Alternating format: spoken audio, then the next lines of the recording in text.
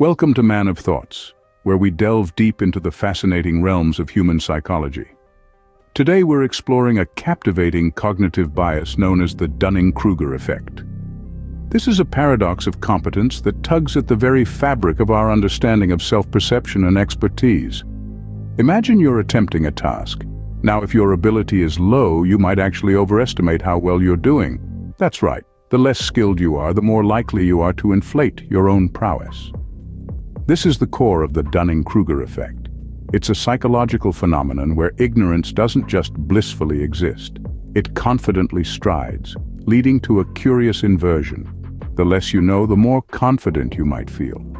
On the flip side, it suggests that those with more knowledge might be riddled with self-doubt. Stay tuned to unravel this paradox and understand why, sometimes, the less we know, the more confident we might feel. The Dunning-Kruger effect did not just appear from thin air. It's the brainchild of two social psychologists, David Dunning and Justin Kruger. Back in the late 90s, specifically 1999, these two embarked on a journey to understand a certain cognitive bias. They were intrigued by the question, why do some people overestimate their abilities? To answer this, they conducted a series of experiments. Their subjects were given tests on humor, logic, and grammar.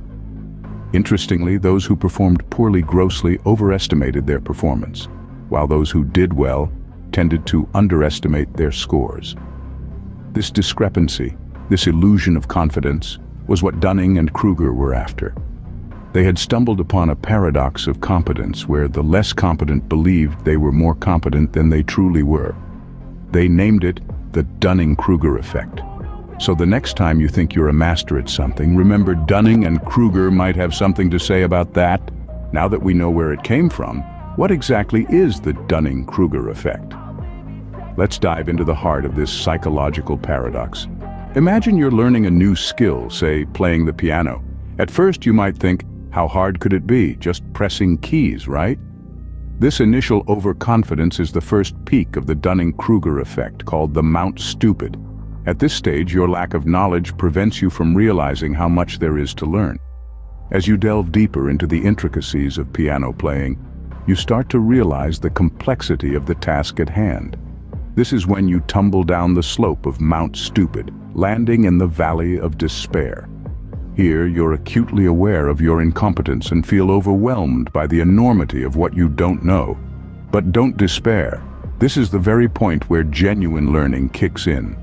As you continue to practice and gain expertise, you climb the slope of enlightenment and reach the plateau of sustainability, where your self-perception of competence aligns more closely with reality. Now, here's the catch. The Dunning-Kruger effect is not about your actual competence. It's about how you perceive your competence. If you're not aware of your incompetence, you remain stuck on Mount Stupid, overestimating your abilities. This lack of awareness is the crux of the Dunning-Kruger effect. It's a double-edged sword. On one hand, it shields you from the uncomfortable truth of your incompetence. On the other hand, it prevents you from recognizing the need for improvement and growth. The Dunning-Kruger effect is more than just a cognitive bias. It's a mirror that reflects our self-perception and self-awareness, or the lack thereof. It shows us that the path to competence isn't linear, but a journey of peaks and valleys. And remember, it's not about how good you are, but how well you understand your own abilities and limitations. It's about embracing the valley of despair, because that's where real growth happens. The Dunning-Kruger effect is truly a mind-boggling phenomenon, isn't it? Just remember, the first step to enlightenment is realizing that there's always more to learn. The Dunning-Kruger effect is not just an interesting psychological theory, it has real-world implications. This principle plays out in many aspects of our lives, impacting everything from our work environment to our educational pursuits, even our social interactions. In the workplace, for instance, someone under the spell of the Dunning-Kruger effect might believe they're the best at what they do, even when evidence points to the contrary. This unwarranted overconfidence can lead to poor decision-making, ultimately affecting the overall performance of a team or an entire organization. It's the person who consistently underdelivers, yet is always the first to raise their hand for a promotion, convinced they're more than ready for that next big step. In the realm of education, the Dunning-Kruger effect can be particularly detrimental. Students who overestimate their knowledge or abilities may fail to put in the necessary work to truly understand a subject. They might dismiss critical feedback, convinced they know better than their instructors. This can hinder their learning process and prevent them from reaching their full academic potential. Socially, the Dunning-Kruger effect can lead to awkward, even destructive interactions. Picture the know-it-all at a party, speaking with authority on every topic, oblivious to the eye rolls from those around them.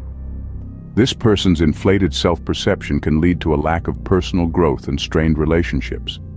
But the Dunning-Kruger effect isn't all doom and gloom. Recognizing this phenomenon can help us become more self-aware, allowing us to check our own overconfidence. By understanding that we might not be as competent as we believe in certain areas, we can open ourselves to learning and improvement. It's a reminder to remain humble, to seek feedback, and to never stop striving for growth. So, the Dunning-Kruger effect is more than just a catchy term from the world of psychology. It's a mirror held up to our human tendencies, a tool we can use to better navigate our professional, educational, and social lives. Understanding the Dunning-Kruger effect can help us check our own overconfidence and become more self-aware. So what have we learned about the Dunning-Kruger effect? Let's take a moment to recap.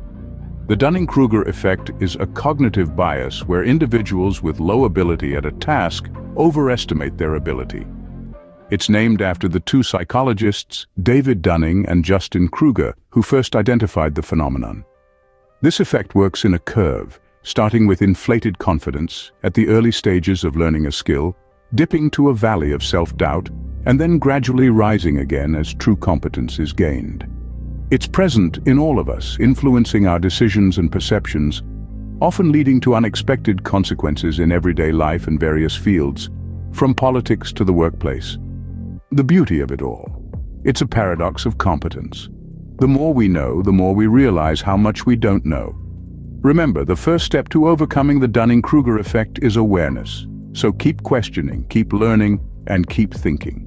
This is Man of Thoughts signing off.